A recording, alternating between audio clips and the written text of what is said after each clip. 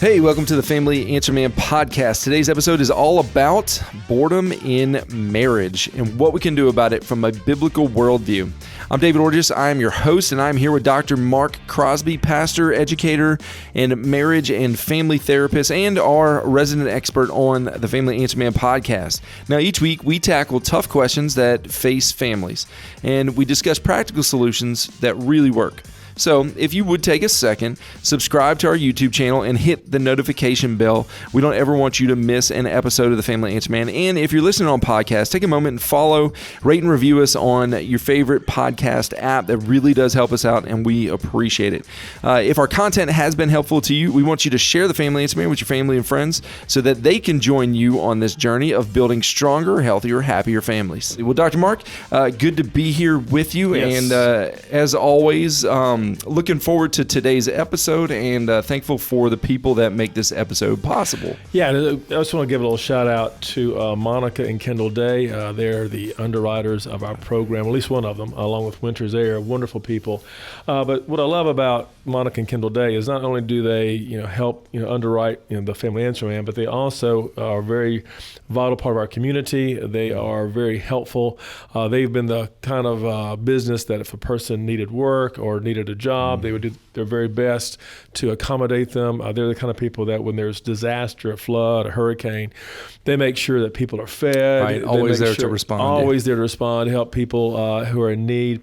And on a personal level, this past week, we had a moment where our truck breaks down in the middle of nowhere. Monica and Kendall Day happened to have been nearby. And they were about 10, 15 minutes away, and we were able to give them a call, and they came and rescued us and saved the day.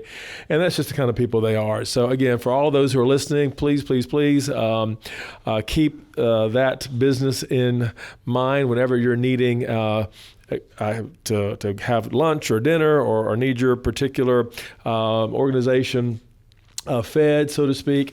They do a lot of catering. So if you have a organization or situation where you need catering, they are there for you. Great people, and I know you'll be blessed. Yes, indeed. And great people are important because when you surround yourself with great people, you end up in a great community. That's correct. And that makes all the difference. Yes. So today, Dr. Mark, we're talking about a very interesting topic that I think either a lot of people have experienced or maybe have worried that they will experience. Right. Or definitely know someone else that has talked about this topic of boredom in marriage. Yeah. And so, is just from your experience and education as a pastor and as a mental health clinician and family and marriage and family therapist, right. Is marriage always exciting? Well, marriage is always exciting as long as you're making adjustments. We'll talk about that here in a moment. Okay. And the reason why I say that is because it's when you stop making adjustments, when you stop being creative, when you stop being creative in the way of doing things that are exciting and interesting, traveling, whatever that may be, then it can be. And the reality is that, and as we're about to talk about, not all boredom in marriage is a bad thing. In other words, a lot of folks become bored when they are stable, when they feel stable and secure in their marriage and their situation. And because of that stability, there's a sense of boredom. Right. It's the lack of excitement, the exactly. big flashy. Well, and excitement that's positive or negative. Yeah. A lot of people come from a very chaotic background, very chaotic family, and the adrenaline is always, flowing through your veins, and the dopamine's always filling your brain. And so when you get into a family of your own now, and there's stability, and there's security, and there's routine, and there's structure, a lot of people pause and go, oh, this is boring. I'm not getting that adrenaline rush. I'm not getting that dopamine fix, if you will.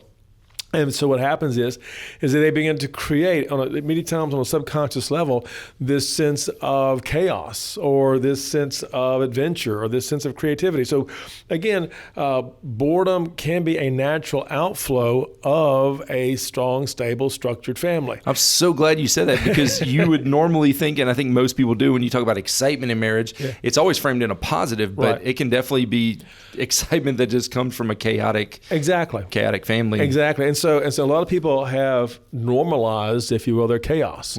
And that's what they know. And so they bring what they know into a family. And so if there is peace and there's calm and there's routine and there's structure and there's stability, for a lot of people, they go, this is boring. Yeah, so chaos can be interpreted as excitement, and peace can be interpreted as boring. Exactly. Wow. And so we're going to unpack that in a few moments, but I think that's what happens, especially in today's world where so many people who are in their 20s and 30s and beyond who get married, who may have came from a very chaotic home where chaos was normal. And maybe they married someone where, again, there's structure, there's stability, there's a sense of purpose and meaning, and they will almost see that as being boring. And so what happens is, and unfortunately in some cases, some people will go beyond or outside the marriage to find that chaos and to find that, uncertainty and to find that mystery, if you will, that kind of feeds into their adrenaline need. Wow. Well, that is a great place to start this episode from. And so our question for the Family Answer Man, and again, if you'd like to have us answer your questions, we would love to do that. We love hearing from you guys, our listeners. So you can email us at familyanswerman@liveoak.church, familyanswerman@liveoak.church.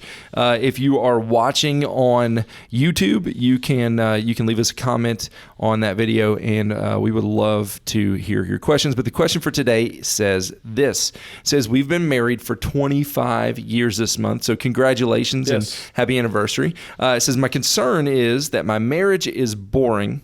We're Christians, we're not fighting, but we're bored. What should we do? Well, so here's some primary points that we have talked about before, but maybe need to reiterate once again, and that is, number one, marriage is always about making adjustments. And that's definitely depending upon the age and stage of your marriage. And what I mean by that simply is this, is that when you're in your 20s and maybe this is your first marriage, then there's going to be some adjustments, going from single life into married life, going from maybe having the freedoms, as a single person, now going into where now your actions and reactions and responses are going to be impacting and affecting, your spouse. So again, making those adjustments are important. If this is a second marriage, for many of our listening audience, again, there's going to be a second marriage, and the reality is that requires some adjustment. Requires adjustment as far as the perhaps children's visitation schedule, adjustment in what and how do we respond to this new parent or to these new children? How do we respond to the schedule maybe from the other parent of the children? So the reality is that adjustments have to be made. I know couples that are getting remarried in their 50s and 60s. And so that too brings with it some challenges and some need for adjustment, because now we're trying to figure out where we're going to live. We've already paid for our home. We were in our 50s or 60s. And what about my home or their home? And what do we do? Do we keep it? Do we sell it? So there's always adjustments that have to be made. So marriage is about making adjustment. Second of all, marriage is about being selfless. And so when you get married, you have to come into the marriage with understanding that life's not about me, and I need to be willing and be ready to invest into the other person's life and to meet their need, and to recognize that, again, this is a selfless relationship, and willing to give and to share and to do what is necessary to keep my marriage strong and stable. Also, marriage is about helping each other pursue their dreams, their goals, and their vision, and doing that together. Yeah. As some will say, and I don't mean to sound cliche, but as some will say, it's about sharing the journey. And the point is this: when you are making adjustments, and when you're sharing the journey, and when you're helping the other one pursue goals and dreams, and when you are sharing a common vision, that's often exciting. Yeah. And so there lies, again, the excitement that, again, I will argue that marriage brings. Right, because even if you're not experiencing the victory of a new degree or a promotion or whatever, your spouse, your teammate is, and you get to pull for them and root them on. And so what happens is you share that moment, you bless them because you realize, hey, you were the blessing to me. Yeah. You helped me get through school. You helped me get the promotion. You believed in what I was doing. And so that, again, creates that excitement. We're sharing life, we're sharing the journey together. Now, this particular question comes from a couple who's been married 25 years. That's a long time. It is a long time. And so what happens is that when you hit that 25th anniversary, you have created a lot of stability in many cases, okay? You've had a structure that has worked. Things feel pretty safe and pretty secure. And so when that happens, maybe your children are out of the house. Maybe, they have left to go pursue their goals and dreams. So when that happens and you're not, worried about, where are the kids and raising them right and going to the ball game and, going to the cheerleading practice and going to the recital and going here and making sure we're all, on the same page as far as vacation. There's all the chaos, right? Yeah. And so there lies the chaos. So when that's gone, then life does feel a little boring. So the question comes, where does this sense of boredom come from? Where does this sense of boredom come from? And I'll argue this. Number one, some people are addicted to what is called the honeymoon phase of life or of marriage. And in the honeymoon phase of marriage, which many are addicted to, there's mystery, getting to know each other, experiencing new things together, sharing, goals and dreams, sharing thoughts and ideas, sharing, all the things that you've always wanted to share with someone and dreamt about sharing with someone. And now here's the mystery, here's the person. And so a lot of people love the honeymoon phase. And they love that sense of, sharing for the first time together, fill in the blank. And so again, what happens is, secondly, as we get older, as we've said before, stability then creates boredom. Why? Because normalizing chaos is how many people were raised. This creates an adrenaline rush. This creates a dopamine surge. And even if the chaos is normalized, there is a sense of purpose and meaning and excitement, and something is going on, and I have purpose, and I have this, these interests, and I've got to take care of these problems. I've got to solve this, this issue, and I've got to ride in and save the day. And so when that is no longer there, then life and marriage seems boring. Right. That makes sense. It makes a lot of sense. Yeah. All the stimulus is gone. Exactly. That was there that you relied on for that positive. Exactly. Which feeling. means this, that we have learned then that stable, secure, accepting, loving, available relationships is a good thing. Now, these are good things, and so when we understand that these things, stability, security, accepting, love, availability, is a good thing, it means this, that periodic boredom then is not always a bad thing. So we're going to have seasons or moments, if you will, that may seem a little boring, but that's not a bad thing. Maybe that's a time for rest. I know a lot of couples that they look around after the last one has graduated from high school or moved away or graduated college or got married or whatever, got a job and moved out of the house. They kind of look around going, now what do we do? Well, this is a good time maybe to rest. You've raised your children, they're out of the house, they've graduated. Also, number two, it's a good time to reflect on what we have done and what we've accomplished and the kids we raised, the memories that we made. Because again, we don't do that enough, I don't think. I don't think we reflect enough on the accomplishments. When God was creating the heavens and the earth, after each major creation, God paused and said, that was good. That's a great point. That was good. Right. I don't think we do that enough. And because we don't do that enough, I believe that sometimes we don't realize just how much good we really have done. So we can rob ourselves of feeling those, accomplishments. Exactly. And that's what life's about, accomplishing, achieving.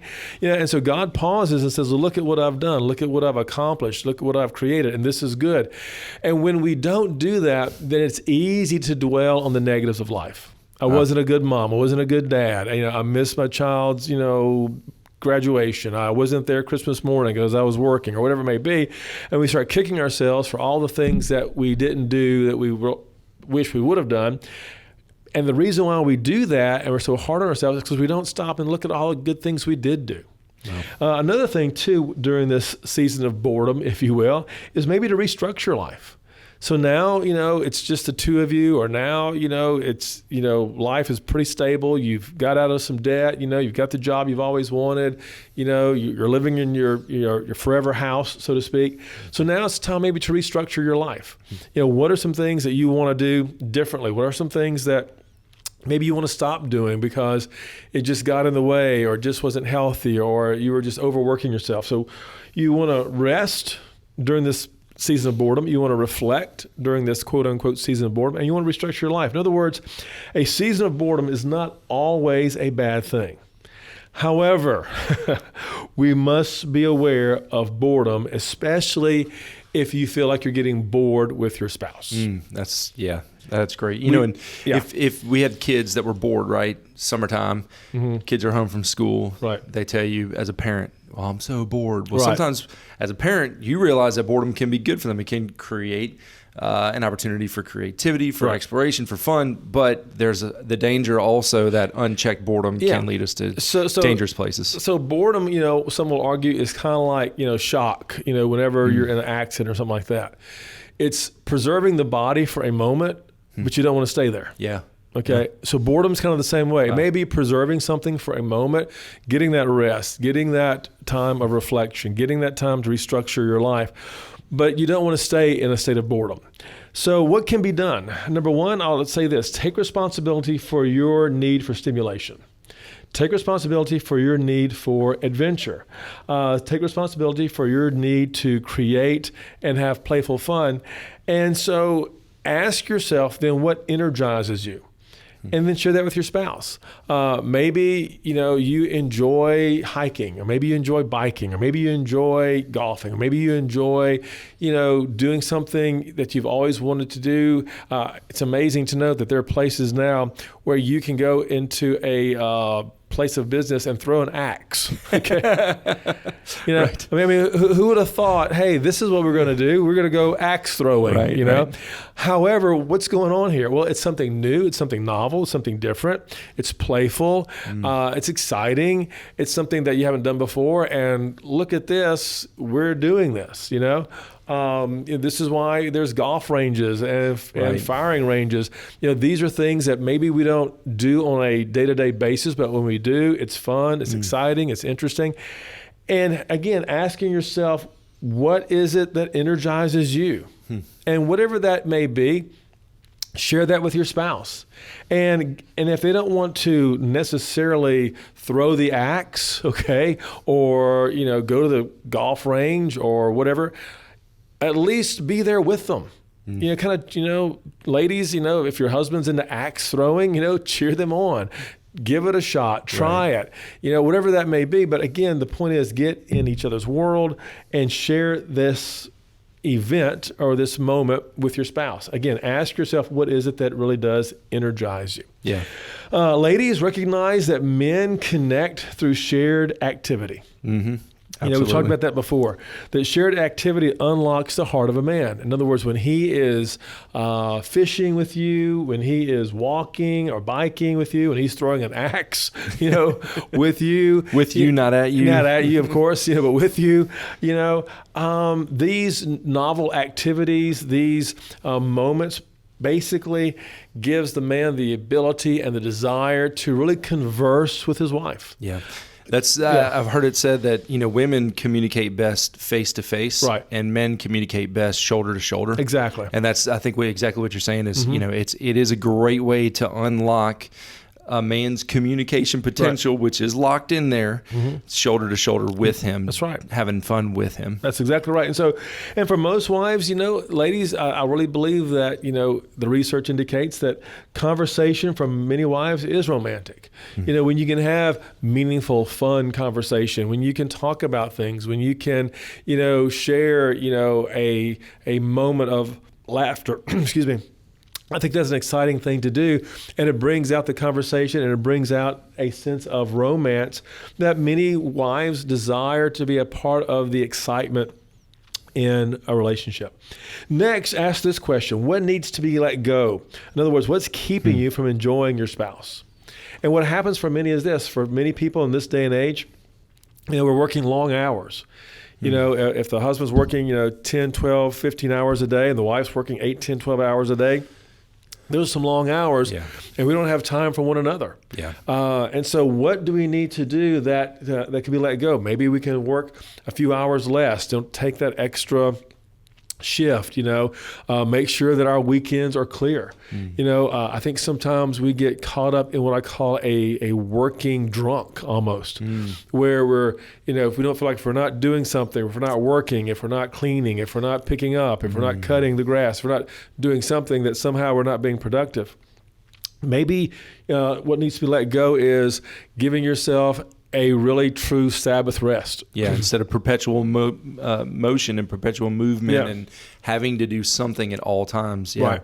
Rest is we're designed for it. You just let it go. There's some things that have to be let go so that you can have that creative moment that is exciting, that you can take that drive, that you can go to that park, that you can go to that movie, that you can, go out with those friends or whatever it is you want to do. But make sure that, again, that something is let go that was keeping you from connecting. Number two, very similar to that first one, for a lot of couples, their shifts may not align. I worked with a couple yesterday, and I think he had a shift that, at the plant from 7 to 3. Her shift was from 3 to 11. So Monday through Friday, they are not seeing each other. Just crossing paths. And they're just crossing paths. So maybe you need to let go, that particular, shift, or maybe you can ask for a different shift, or maybe you need to look for a different job, or whatever it may be. But again, what needs to be let go? Maybe the change of shifts. Other obligations. I know a lot of couples who in their 50s and 60s automatically now become grandparents every weekend. Well, what happens with that is, you're now involved and invested with your grandchildren, which is wonderful, by the way. You want to love on your grandkids. You want them around. But you also need to make time for each other. And if the reality is, we work all week and then we have the grandkids all weekend and we never get any time for ourselves, that can be problematic. That's pretty stressful, yeah. Yeah, and so what needs to let go? Maybe other obligations. Ask ourselves, how have I become boring? We need to reflect and ask ourselves, and look in the mirror and maybe just do some self, reflection. Have I become boring? And what can I do to bring back the fun?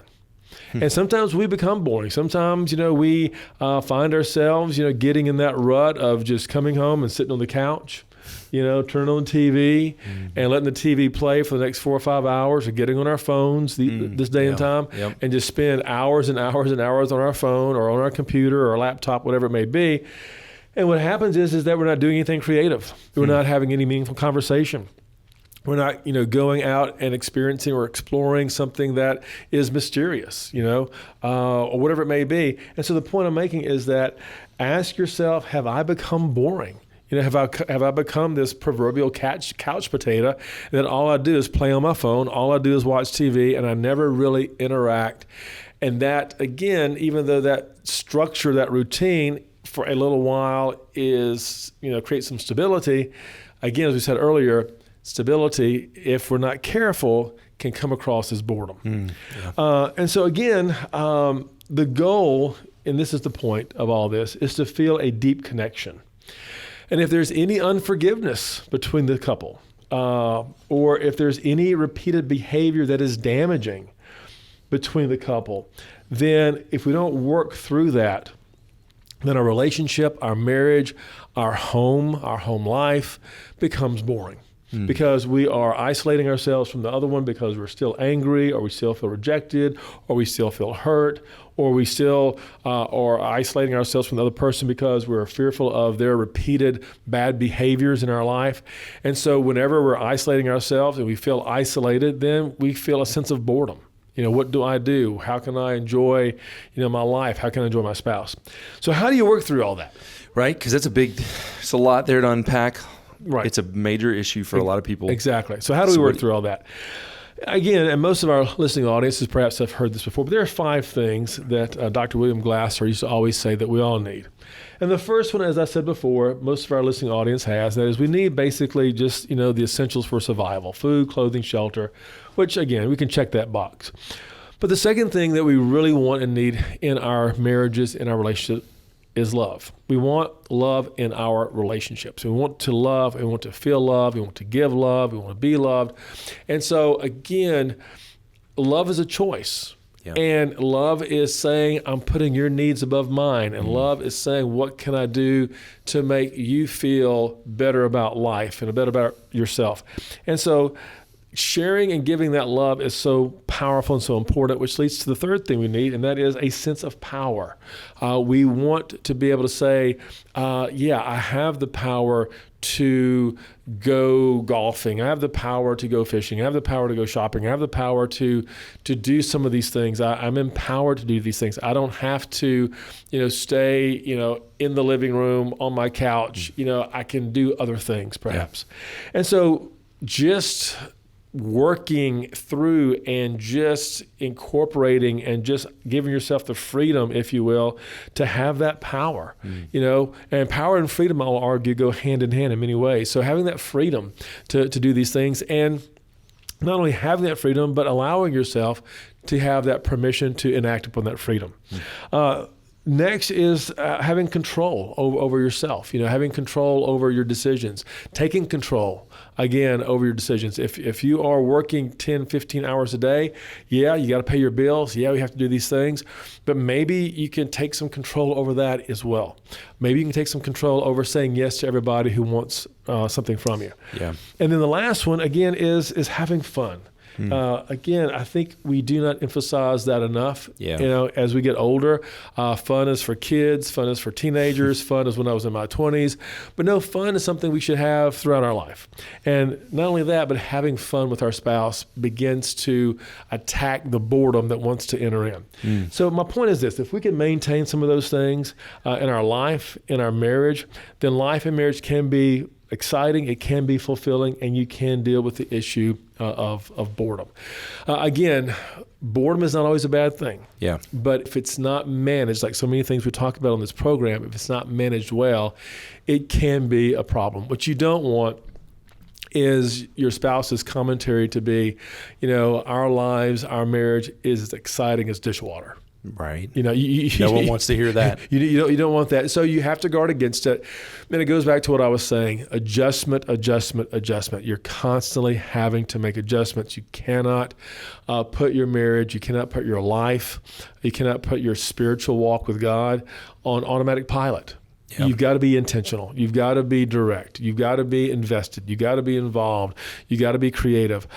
If not, then again, boredom and a sense of powerlessness, if you will begin to take over your life, and no one wants to be there. Yeah, nobody wants to be in that state where they don't feel like they enjoy life, right? One of the things that God gave us marriage for was that we would enjoy life and have life to its fullest. We're designed as husband and wife to be helpmeets and to meet each other's needs and enjoy each other so that we can experience the love that God has poured into us as we are his bride and he is the bridegroom. And as God pours his love into us, we're to, again, take that love that's poured into us and pour it into our spouse. And that's that amazing cycle that I think God created in marriage. And that's what I will argue marriage is designed to do. So again, beware, be careful if boredom is coming into your life. Beware, be careful if boredom is coming into your marriage. Beware and be careful if you're seeing your spouse as the person who is boring. Well, there you have it from the Family Answer Man on how you can deal with boredom in your marriage from a biblical worldview. I want to thank everyone today for listening. Thank you again to the wonderful people at Days Smokehouse and Specialty Meats, and to the people at Winter's Air for underwriting today's show. And as always, this is a reminder that this is not a therapy session. We're not able to speak into your specific situations, but we do believe that mental health is a very serious issue and that family dynamics can and often are very complicated. So for in-depth answers to your questions, we do want to encourage you, seek professional counsel unique to your circumstances. We hope that this episode of the Family Answer Man will encourage you and inspire you to make changes that will lead to a stronger, healthier, happier family.